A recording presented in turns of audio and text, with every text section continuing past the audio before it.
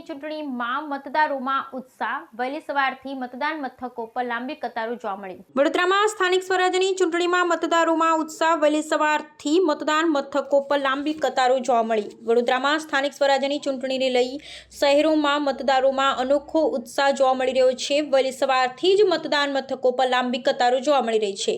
મતદારોમાં મહિલાઓ, પુરુષો અને યુવાનો ઉપરાંત વડીલ નાગરિકો પણ ઉત્સાહપૂર્વક મતદાન કરવા માટે પહોંચી રહ્યા છે। વોટિંગ મથકો પર શાંતિપૂર્ણ અને સુવ્યવસ્થિત રીતે મતદાન પ્રક્રિયા ચાલી રહી છે। ચૂંટણી અધિકારીઓએ જણાવ્યું કે આ વખતે મતદાનમાં ખાસ કરી મહિલાઓ અને યુવાનોની સંખ્યા નોંધપાત્ર રીતે વધી છે।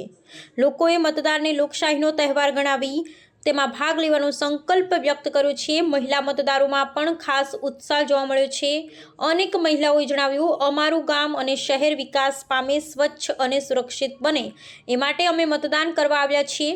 વડીલ નાગરિકોએ પણ પોતાના મતાધિકારનો ઉપયોગ કરી યુવાનોને પ્રેરણા આપી છે। સ્થાનિક નેતા અને સામાજિક કાર્યકરો પણ મતદારોને વધુમાં વધુ સંખ્યામાં મતદાન કરવા માટે પ્રોત્સાહન આપી રહ્યા છે।